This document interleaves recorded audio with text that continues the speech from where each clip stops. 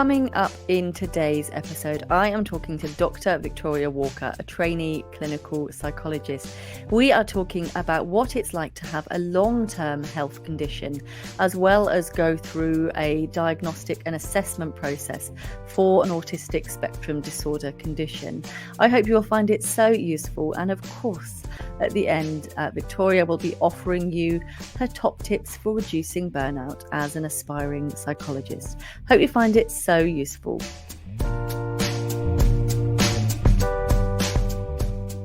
If you're looking to become a psychologist, then let this be your guide. With this podcast at your side, you'll be on your way to being qualified. It's the Aspiring Psychologist Podcast with Dr. Marianne Trent.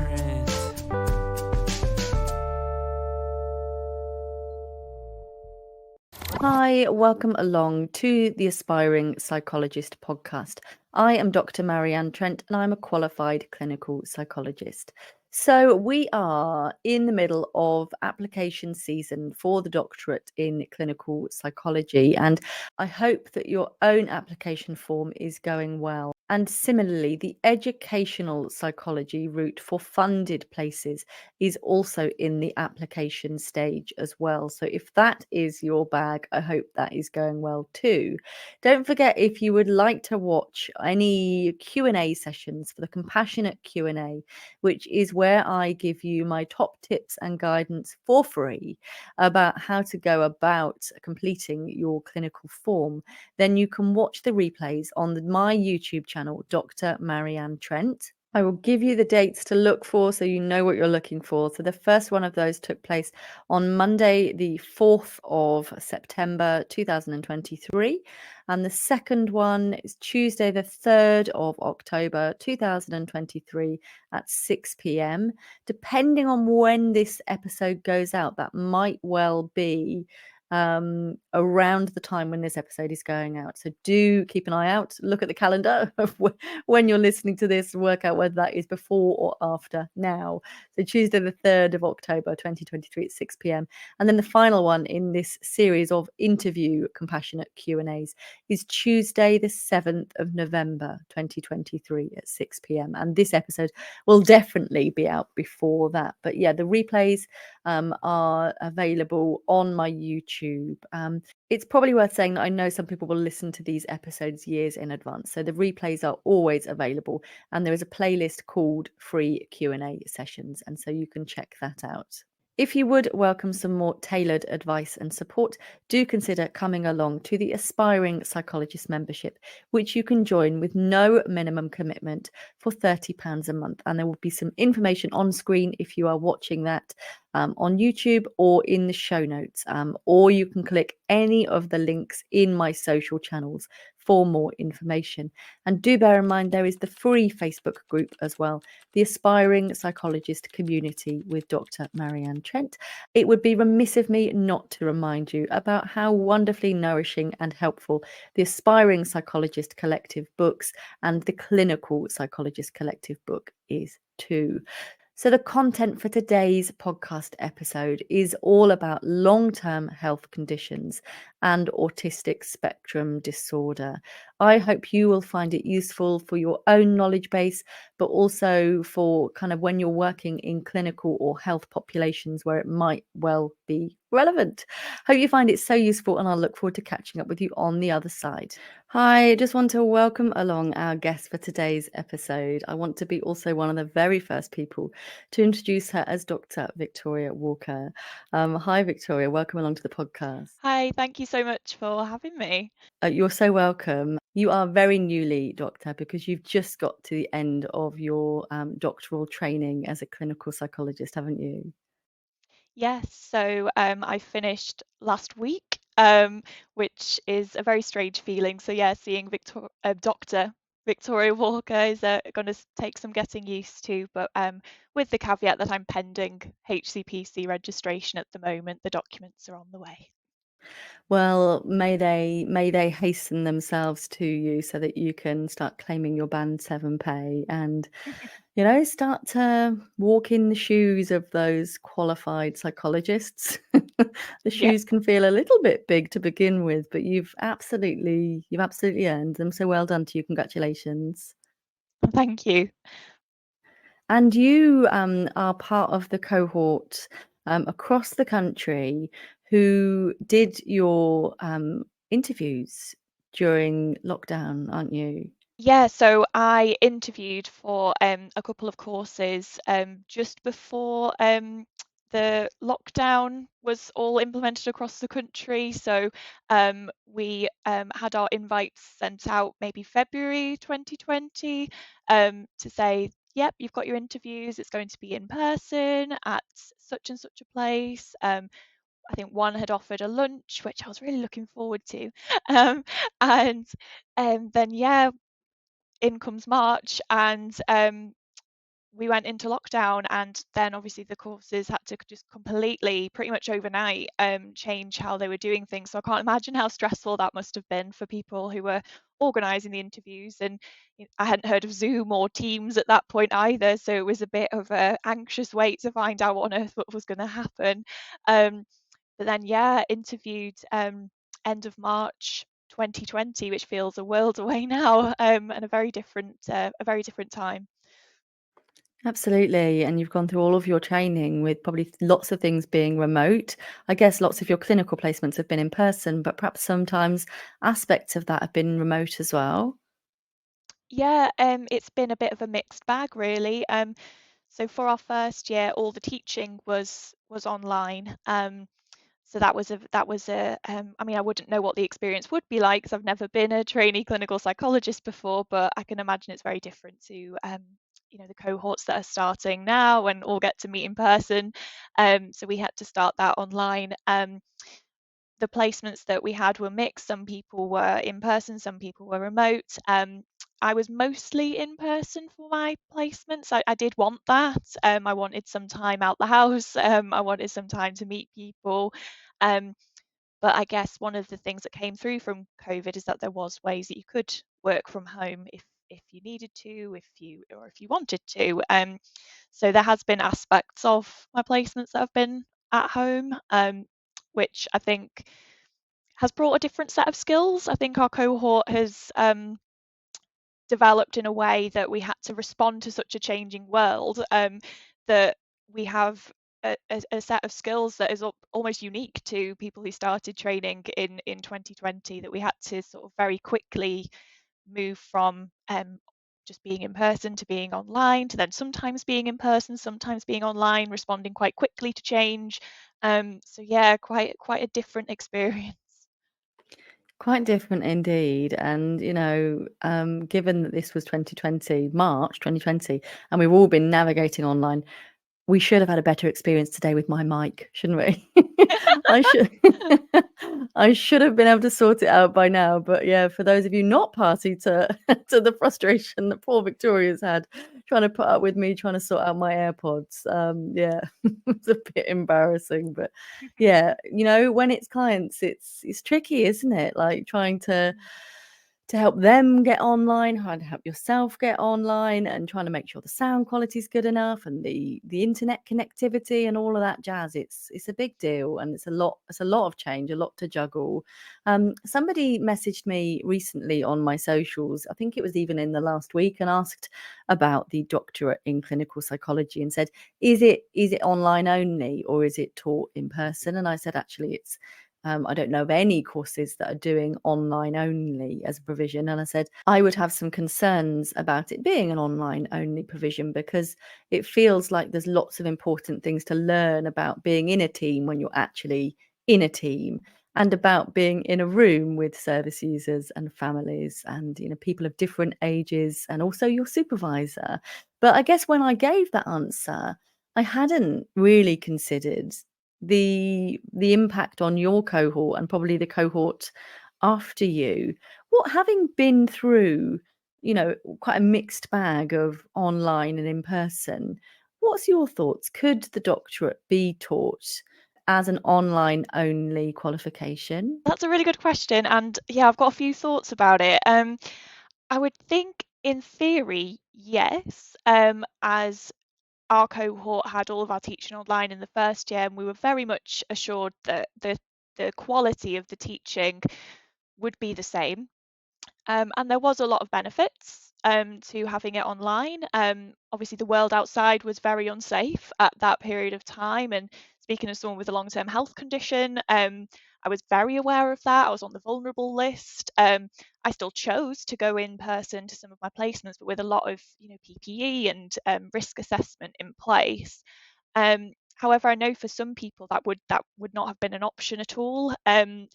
So I know there was quite a bit of discussion maybe a year or so ago about courses maybe having a bit more flexibility about their online provision.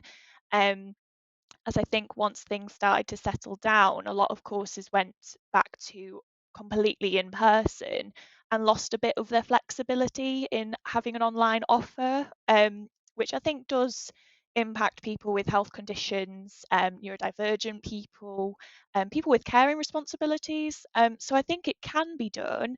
I think there's something there about flexibility and choice, about what works best for people. We do that in our day-to-day jobs. We make adjustments. We speak to employers about things that we might have flexible working arrangements. We might have hybrid working arrangements. Um, so there's a part of me that thinks that maybe the doctorate could also keep some of that flexibility as well and have that as options for people who may need it. So it might just be a case of let's see what the future brings. Yeah, maybe. As I think from COVID, we've obviously managed to really up our technical provision. And yes, there's hiccups sometimes. Um, but we do have those options, don't we? So, we're doing this now, we're doing this online. Um, One of the placements, the most recent placement that I had, the was in an employee psychology service, and that was a trust-wide service and provided nearly 100% online. Yes, there was some colleagues that would come in, but because it was a small team in a large trust and a large geographical area, it was offered primarily online to increase access. Um, so I think that the things that we are adopting in our clinical world, we can also put in place in the training world too. Okay. Yeah, like treat people as individuals and modern individuals at that are operating in 2023. We've got, generally speaking, the right technology. Most people have navigated, Attend Anywhere or Zoom or Teams or something like that. And yeah, I guess let's make sure that, yeah, I guess it's some of that inclusivity argument, isn't it, around leveling the access to the profession and making sure that people can show up in a way that works for them. And I know from speaking with you via LinkedIn, in preparation for this, that you had some quite big changes yourself during certainly the last year of training. Did you want to tell us a little bit about that? Yeah, sure. So I came into training with a pre-existing health condition. It's called ulcerative colitis. It's in the Crohn's family. For people that don't know, it's a disease of the gut. It's not curable, and it can really vary in terms of how it impacts me, from just a bit of sort of gastrointestinal discomfort all the way through to hospitalization. So it can really vary on how it impacts things. There's also periods where I'm in a remission, but I have not been lucky enough yet to get to a clinical remission. It's just always sort of been at an okay-ish place, or it's gone bad. It's not necessarily been in a really, really good place. So I knew that prior to training, and had all the discussions required with the course staff and with the line manager to put in place things like reasonable adjustments on the course and on placements. However, something that threw a bit of a spanner in the works was when I was doing my research project. So in your final year, you work towards your large scale research project, which is hopefully something that you're really passionate about. You completely delve into it for 2.5 years. Um, And I did mine on exploring suicidality, autistic traits, and camouflaging within women with anxiety. And I began to see a bit of myself in it, if I'm honest. It had been inspired by my clinical practice prior to training and during training. As I delved into the research into autism, into autistic women, into camouflaging, I began to see parts of myself that I had recognized but hadn't made those links. And that then led me to request an autism assessment, which then was confirmed that I am autistic in March this year. So when I was right in the throes of writing up my thesis. So that was a really big, bombshell maybe isn't the right word, because I'd obviously thought it could be a possibility, or I wouldn't have gone for the assessment. But it still was something that shook my world quite a bit, as I then started to question pretty much everything about how I had even got to this position. Had I faked my way here? Lots of really self-deprecating questions started to happen, all while I was trying to write a thesis that could determine my future, essentially. So that was quite challenging. But as I say, sort of 6 months after that diagnosis, I'm really glad that I did do it, and I'm in a much better place with it now. I see it as something that's actually helped me. It's helped me to call things out. It's helped me to be brutally honest when needed.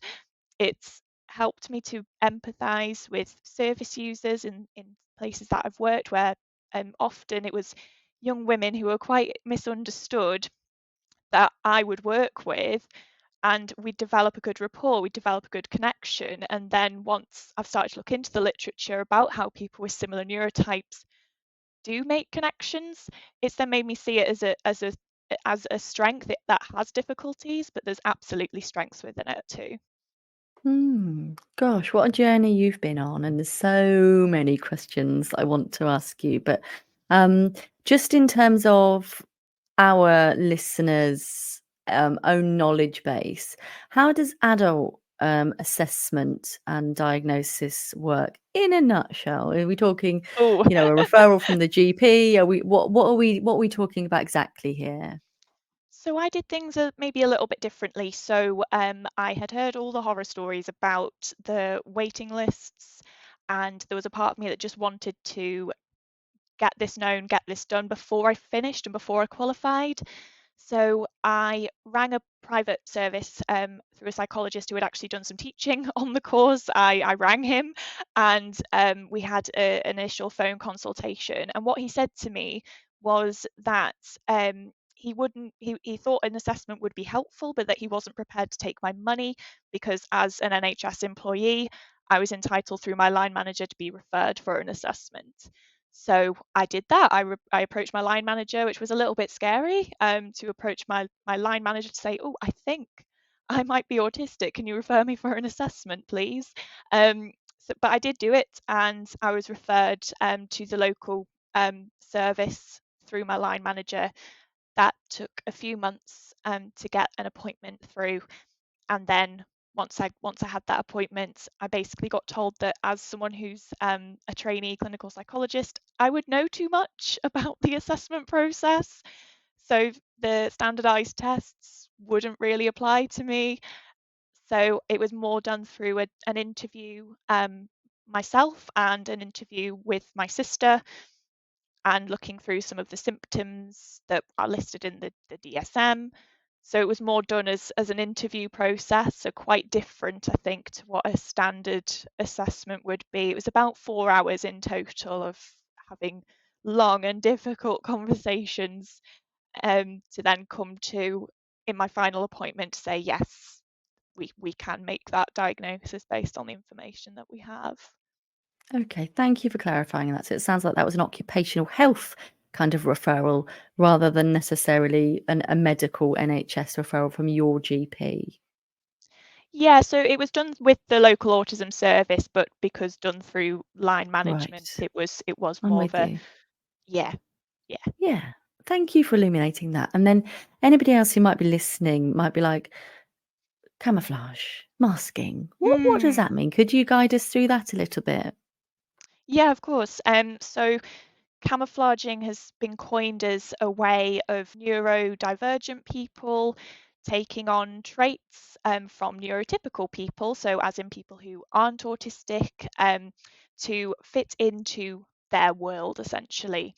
So when we talk about masking, it might be that at a young age, especially neurodivergent women, they will take on the mannerisms, the facial expressions, the social chatter to get them through, because they will observe very, very closely the interactions that other people are having, see what goes okay, see what doesn't, and start to build around their social circle essentially. So they might not feel necessarily connected to this social circle, but because they've assimilated, so essentially they have observed enough, they've taken on enough of those mannerisms, of those social niceties, that they fit in, they go under the radar. They seem like they're doing okay because they smile appropriately, they'll give you an all right level of eye contact. They might come across as quite articulate. I know I sometimes don't, but I'm unmasking at the moment. But that's why a lot of autistic women don't get recognized until later in life, because they have developed that social masking, that social camouflage, to get through. But the problem is that there's such a high cost to that, because that's such a huge cognitive load on somebody to be constantly looking at what other people are doing, questioning yourself.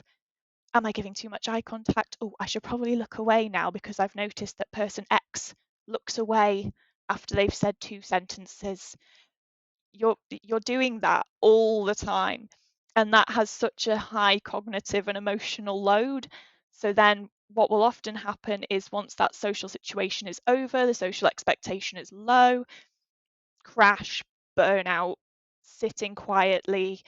For me, I sit and rock, something that I hadn't really recognised as something that was me just trying to regulate after a social situation, that I would just sit in complete silence by myself and just rock. And this could be for hours. But because that was hidden, no one saw that, and no one saw that that was a problem. But because I'd then go to school the next day and talk to people, I was reasonably bright. I wasn't the brightest, but I was reasonably bright. So I could slip under the radar. I think for me as well, my camouflaging and masking was supported / promoted through being a performing arts student. I was a shy child, shy, introverted, however it was called at the time, and it had been spotted. It had been spotted by school that I was shy, that I preferred to sit by myself and read a book. So my parents, in with the best intentions, sent me to a stage school, which I loved. I really enjoyed it. I essentially learnt the script on how to be a person, which sounds a bit melodramatic, but essentially I did, because I got to read so many scripts, sing different songs, start to learn about situations and how in the script people would respond. If someone was sad, this is how someone could respond, and then that's how other people would respond to that person's response. So when I think about it now, it definitely contributed to me developing my masking, developing my camouflage. Thank you. That's really, really illuminating. And also, at points, sounds quite distressing. Did it feel distressing when you're rocking, or did it feel soothing? Initially, it would feel distressing because I think that was when the emotion was the highest. So I would come home from a day at school, or it could be, nowadays it would be a day at work, a day at uni, if there's been a lot of social load, and it would feel quite distressing. The sort of, my body would be in quite a heightened state. But as I would start to rock, and that would be me regulating, that would be me bringing myself back down to then re-engage in activity, or re-engage in family life, social life, all of those sorts of things that were kind of expected to get on with. yeah, so it didn't feel distressing to rock. It was definitely me trying to regulate myself, but the emotion would usually be quite high when I would start. Great, thank you. And how has this cropped up for you during training or with clinical groups, and maybe even since diagnosis? How does this play out for you within the clinical work you do? Yeah, I guess for me, I've got a bit of an eye for neurodivergence, which I didn't necessarily know why I had this eye for it or interest in looking for neurodivergence before getting the diagnosis. I would find myself sort of drawn to people that maybe weren't treated that well in services and start to ask questions and think, well, have we not thought about autism? Have we not thought about ADHD? And start to ask those questions. I didn't necessarily have the answer, but I just felt a need to ask questions. I think as well, I've got quite a strong sense of justice. And I think that's something that has massively influenced my clinical work. I'm I know quite a few psychologists can sometimes step back a little bit from social justice work, and they will have absolutely valid reasons for doing so. But for me, it feels that when I see injustice in the world, I feel like I have to do something about it. I have to learn more. I have to say something. I have to listen to people who know more than me who are saying something. I do feel like I really immerse myself in those worlds. In the neurodivergent world, we talk about hyperfocus, and that's something that has absolutely been a strength for me through my assistant roles, through training. That once I'm on something, I will focus and I will get it done. I've always been praised for being really organised and have been asked before, how are you so organized? What do you do? I've been asked to share my calendars with people as a glowing example of what a calendar should look like. And for me, that's just second nature. I can't think of a work day where I'm not putting slots in my calendar that are very clear that this is what I'm doing here and this is how long it's going to take. I don't like having a vague open calendar. I like to have things very organized and very ordered, even if the work itself isn't ordered. As I've worked on inpatient wards, for instance, where the work isn't ordered, it can be quite unpredictable.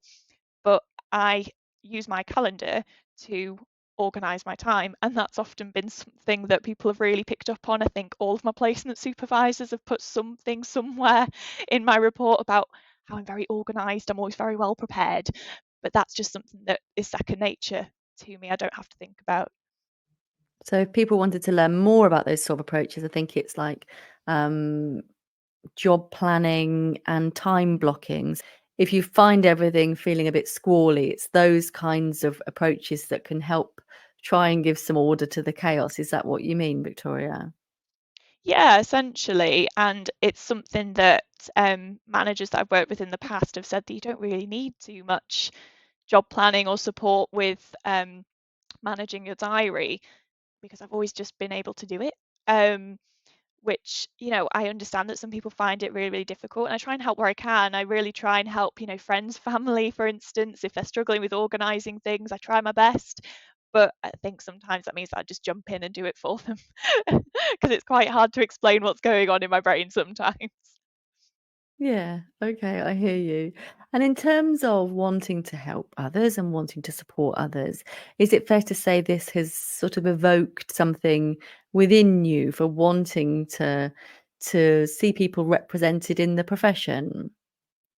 Absolutely. I sort of came into clinical psychology after switching from doing the drama and performing arts route, and I switched to clinical psychology as a route a little bit later on after a lot of thought and a few things happening in my life. And then when I got my diagnosis of my health condition, it was about a week into a brand new job where I just started in the NHS and assistant psychologist. I was like, this is it, I'm on the path. And then I was hospitalized a week into the role with this mystery illness that I had been sitting on for 5 weeks, thinking it's fine, it'll go, I'll be all right, don't tell anybody, don't make a fuss, you're going to ruin this job if you do anything. But then it got so serious that I was hospitalised, and then I got the diagnosis of ulcerative colitis after a pretty horrendous hospital stay. But then I started to worry at that point, well, how on earth can I be a clinical psychologist if I'm going to be in and out of hospital for the rest of my life? And I was devastated that I'd just started a brand new job, and I was so worried to go back to work after that period off sick. I went back way too early after being in hospital because I was just so scared of the consequences of how I was going to be seen. Was it going to be like, oh, she's just been here a week and she's already off? Whereas I went back way too early. I was still in a lot of physical pain, really not well at all. But I did go back, and then very quickly encouraged to go back off again. But that, I think that was something that fear just sort of sat within me, that is this the profession for me? Am I going to be safe here? Am I going to actually be able to do all the things that I'd set in my mind that I was going to do? We can get very fixed, I think, on the aspiring route of that, well, I'm going to do this AP position, I'm going to do it for this long, and then I'm going to move on, and then I'm going to apply for the doctorate, and then this is how it's all going to go. And we sort of map it out about how it's going to happen. And I was terrified that this plan that I had quite rigidly in my head of what was going to happen wasn't going to happen. Thankfully, in that job, I was so well supported. Occupational health were fantastic. Reasonable adjustments were put in at a blink of an eye. And my supervisor was honestly the most wonderful supervisor. And I really flourished in that role. I then moved roles as assistants do. I moved role to get some more experience elsewhere, and had a terrible experience. So yeah, moving into a different role where I wasn't supported as well, that then started the cycle all over again of, should I just drop this career? Can I do this? There was bullying in that role, not just for me, but for other people. It was not a friendly environment, and unfortunately we do hear that all too often in the NHS, that there are those teams where bullying does happen. So it was not ideal for that to happen. I did experience discrimination based on my disability quite publicly, which again made me think, how on earth can I do this? What if I get sent on a placement when I get on the course and they don't manage it very well? What can I do? I felt safe telling particular people about my diagnosis. For them to be used against me was heartbreaking. So then I moved jobs again, and again was really well supported. So it can really influence how your experience goes on how well you're supported when you do have a health condition. So I knew from my bad experience that this wasn't okay, and I did take things further with it. There was relevant actions completed, but I thought, this can't happen again. This shouldn't happen again, because one of the big things that I had experienced in that role was, as an assistant, I had very little protection. My clinical work was very protected, but my emotional protection, I didn't have any standing as a band 4 assistant psychologist. I felt very exposed and very vulnerable. So that made me get onto, I guess, a social justice sort of movement, that I had in my head, when I get onto training, this won't happen again. Quite a big idea, but it has to go from somewhere, doesn't it? So when I started training, that's when I wanted to start to influence things, to make things different, to start being more open about my health condition, and hopefully help others to do that as well. So then that's when the ball started rolling with the work that I ended up doing. Thank you for guiding us through that. And I'm so sorry to hear what you experienced, but I think you so nicely encapsulated there that sometimes people will be well aligned and well placed to support us well and to support us optimally. And sometimes through no fault of our own, people won't be. But it's not always that the answer for why that's problematic lays within ourselves. Sometimes it's just systemic, and actually we can just respond to that by taking ourselves and moving ourselves elsewhere, and knowing that it's not us that's the problem. It's an organization, or it's a cultural setup in an organization. So I would really urge our listeners to feel like, if they feel like they are square peg in a round hole or a round peg in a square hole, to think about actually maybe not pathologizing yourself as the problem. Maybe it's a service, maybe it's the culture, and you might well find that you're really, really happy elsewhere. Absolutely. The jobs that I've had where it has gone well, I've been encouraged to flourish and use my strengths. And when things have been more difficult, take the time to rest, because then I'll be even better once I've had that rest, to try and prevent that burnout, to try and prevent the fatigue that comes with my condition. It's they're easy things to do, and I think sometimes in some of the cultures that we experience in the NHS and in other roles, that we forget that some of the things that people need are quite straightforward, but they can make such a huge difference to people. And absolutely, when things go wrong, we will blame ourselves. We'll say there's something that I did, it's to do with me, I can't do this. But you absolutely can. When you're in the right place and when you're well supported, you can do it. That's not to say there's not challenges along the way. There absolutely have been. But in the roles that I have had, they've absolutely formed how I got onto the doctorate, how I've got through training, and how I've managed to pop out at the end relatively unscathed. Thank you. I think people are going to find it so refreshing to hear you speak, and so interesting and useful as well in terms of learning points. Just in case people aren't familiar with what ulcerative colitis is, could you tell us a little bit about what that is? Do we know what causes it, or is it autoimmune? Just guide us through a little bit of that, if that's okay. Yeah, sure. So it is an autoimmune condition. It's a lifelong, non-curable condition where the something has in the immune system decided to attack itself, and where it forms that attack is in the large intestine.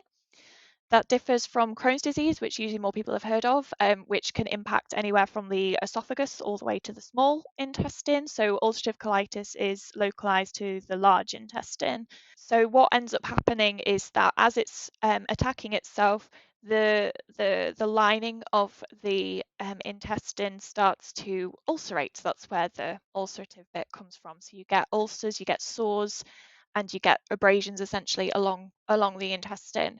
So the things that are in the gut to try and protect us, that they're not working as well. There's not necessarily a known cause for it. There's I think with most autoimmune conditions, they say it's a mix of a sort of a genetic and an environmental trigger. However, when I was researching autism for myself, I found a really, really large link between ulcerative colitis and other gastrointestinal disorders and autism. So there's a part of me that has a little bit of a soapbox to stand on, that maybe we should be screening for autism in the physical health sphere a little bit more, as there is such a huge link between experiencing autoimmune conditions and neurodivergence. I've heard that as well, and I think it's something around.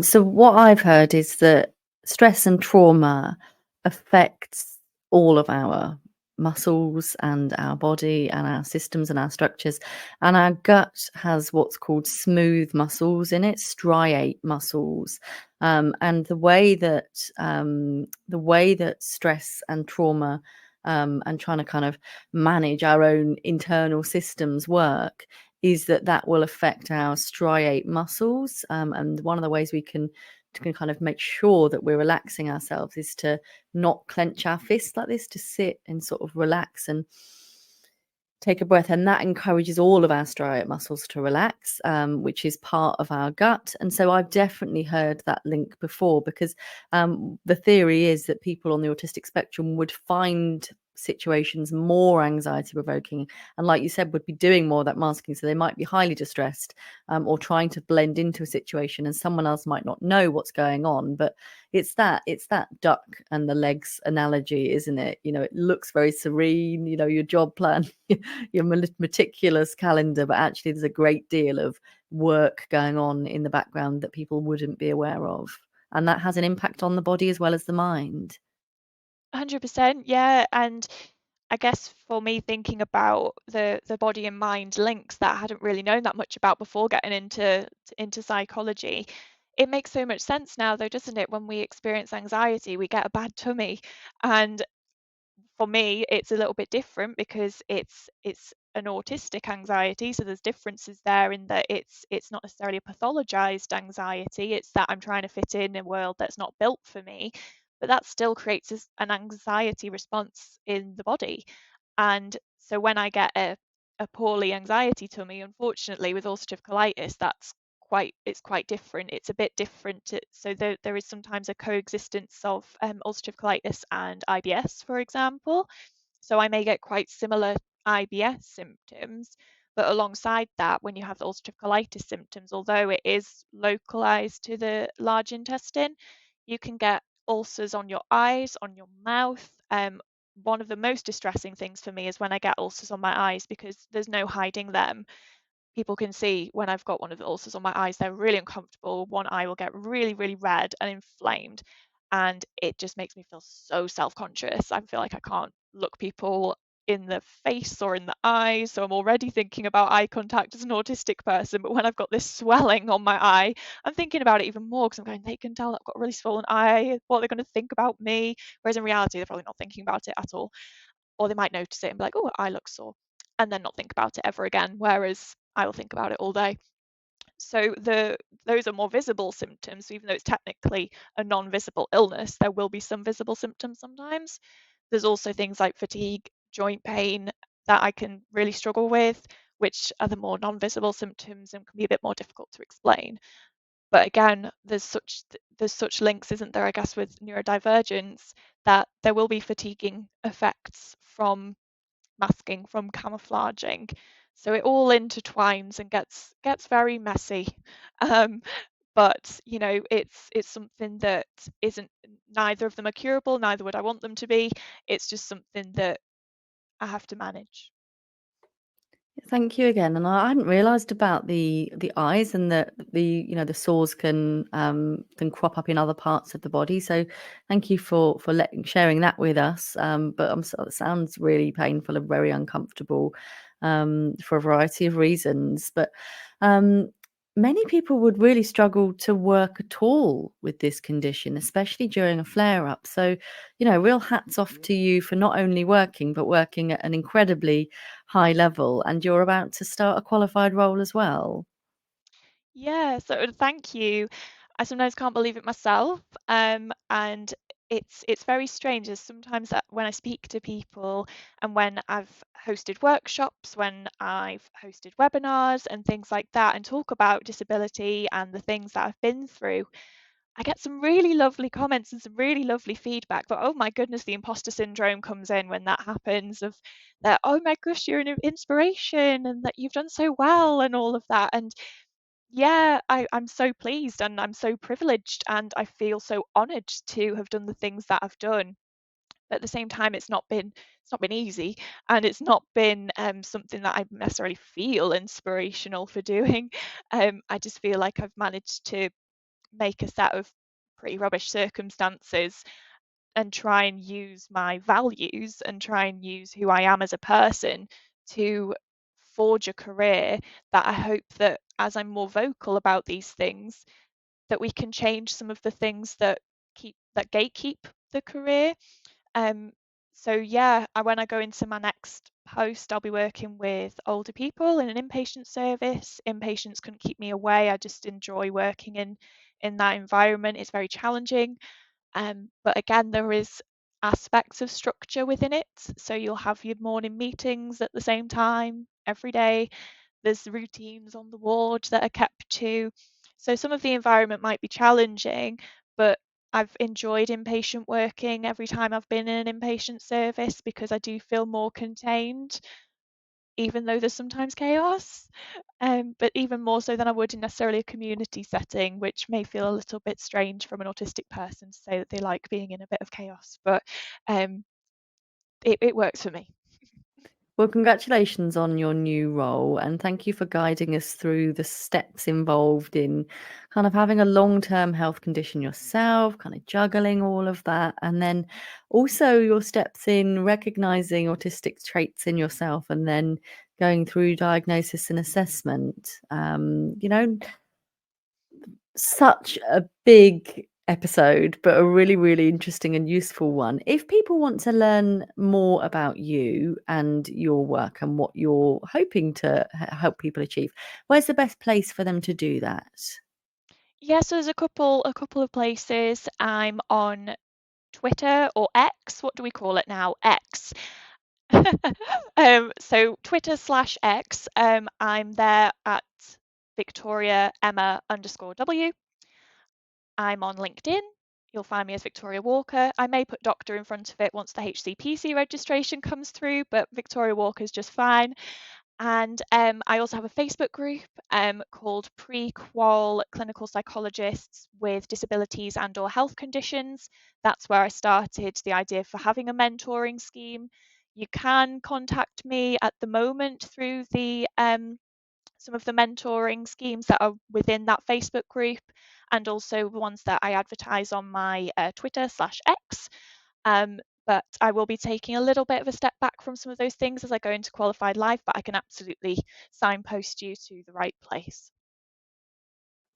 Thank you. And I feel like I should explain that I insisted on giving you your doctor title because, as I understand it, you are able to use doctor from the moment that you pass your Viva, but it's that you're not able to call yourself a clinical psychologist until you get your HCPC registration. So, if anyone's done anything wrong there, it is me, but that is absolutely what I was doing at this stage. So, thank you. And if you've got what's your top tip, shall we say, for reducing burnout in aspiring psychologists, Victoria? I think to stay in tune with your values and express them. And I know values is a bit of a buzzword. Um, Knowing your why. So I think that's what values come down to. It's why you're doing what you're doing. And I think that's the thing that can identify whether the thing that you're doing is in the direction that you want it to be. If something is niggling at your values, is challenging your values, you're more likely to burn out. So that's a sign. So if something in your experience or in what you're doing at the moment is feels wrong in the gut, let's go to the gut again. It's a very powerful place to be. If something doesn't quite feel right in your gut, it suggests that it's niggling at one of your values. It's niggling at your why you're here. That means it's something to change, whether that's through supervision, whether that's through talking to a manager, whether that's through making a move, whether that's through some form of discrimination that's happening. There's something that's not right. So I would always check in with the values, check in with your why you're here, because then that's often the sign, that's the gateway as to what might be causing that burnout. Really wonderful advice. Thank you. And thank you for the time that you've given us so generously today. And thank you for getting in contact with me to pitch this episode to me via LinkedIn. It's I love it when people do that because having a bottom up process can be so useful into hearing what other people think will be useful and what other people will absolutely find useful indeed. Just want to say thank you again and wishing you very well with this next stage of your career. But let me know if I can do anything that might be useful for you in future. Oh, thank you. Yeah, it's been lovely to talk to you today. I could probably talk for hours about all of this stuff. So yeah, if anyone did want to contact me, please go ahead and I'll chew your ear for hours and hours about all of this stuff. So yeah, thank you so much. I will make sure I put all your contact details in the show notes as well. And if you're watching on YouTube, they will be on the screen and will have been when we were doing all the Twitter X. I don't know either. The web address is still Twitter, but I don't know. I like the blue bird. What can I say? Yeah, it's not as nice now. No. But yes, thank you very much. And wishing you all the best with the next stage of your career. Thank you so much. Oh, how absolutely lovely was Dr. Victoria, and I love calling her Dr. Victoria. I hope that you found what we had to talk about today useful. And like I said, if you have got any ideas for bottom up or even top down, you might be above where I'm at in my career, but if you've got any ideas for future podcast episodes or things or resources you'd find helpful, do please get in contact with me. You can either do that via LinkedIn, Dr. Marianne Trent, or by contacting me via any of my socials, or the details in my show notes. Do please, if you're finding this podcast helpful, do please leave me a rating and a review, which you can do via Spotify or Apple, or both. That would be marvelous. And if you find this content useful and any of the other content helpful, please do consider buying me a little cup of herbal tea, which you can do by clicking on the link in my socials. Be kind to yourself. I'll catch up with you very soon. Our next episode of the podcast is available from 6 a.m. on Monday. Thank you for being part of my world, and I'll speak to you very soon. Take care.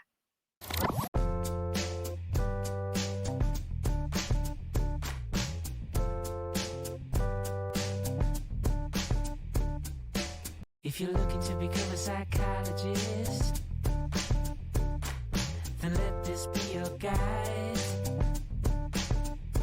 With this podcast at your side, you'll be on your way to being qualified. It's the Aspiring Psychologist podcast with Dr. Marianne